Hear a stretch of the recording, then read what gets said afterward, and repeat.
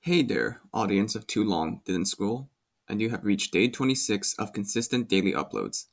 Check on the show every day on YouTube, Google Podcasts, Apple Podcasts, Spotify, Amazon Music, and other podcasting apps, all linked in the description, for a quick and listenable summary of noteworthy news events from the previous day. Find out what happened on any particular day from January 20th, 2023 and onwards. So we jump into day 26 of February 14th, 2023 of our show by starting off in the Eastern European countries of Romania and Moldova. If you probably remember, the Eastern and Western worlds appeared to be having a bit of a spat with high-altitude flying objects, starting with the shooting down of a Chinese surveillance balloon over the American coast back on February the 4th. Observations of additional unidentified objects continued, with multiple objects over the American state of Alaska and the Canadian territory of Yukon, and an object over China near the city of Shandong near the Yellow Sea. All these objects were lightly shot down by respective air defense forces, though it appears similar incidents are continuing. Over Romania and Moldova, the countries' respective air defense ministries have stated they detected unidentified high-altitude flying objects over their airspace. Romanian officials have stated they believe the object flying over their airspace to be some sort of weather balloon-like object and scrambled MiG-21 Lancer fighter jets to shoot it down, though they were unable to get visual confirmation of the object and had to return to base. Moldova closed their airspace in response to their object, found near the border with Ukraine, though reopened it 1 hour and 22 minutes later, citing the object posed no threat to civilians. This incident also happens to come in the wake of a warning by Moldovan President Maia Sandu that Russian saboteurs are apparently planning to destabilize the country from within and other violations of Moldovan airspace rights by Russian missiles. We now focus on the city of Limpopo in South Africa, where a major vehicle accident has just occurred today. On a motorway bridge over a river, a tour bus carrying dozens of people collided with an armored van designed for transporting physical cash, collided head-on, sending the bus off the bridge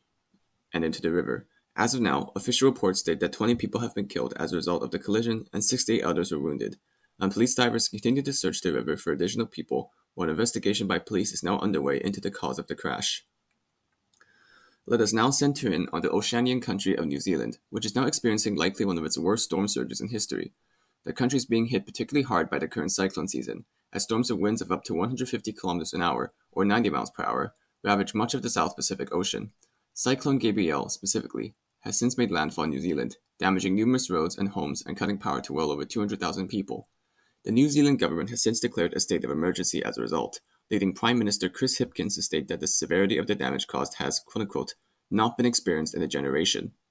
Many important transport links to numerous locations, including the main road between the capital of Wellington and the largest city of Auckland, have been closed off as a result, and all flights to and from the country have been grounded, leaving a multitude of people stranded, and one firefighter has been injured and another is missing while coordinating disaster response.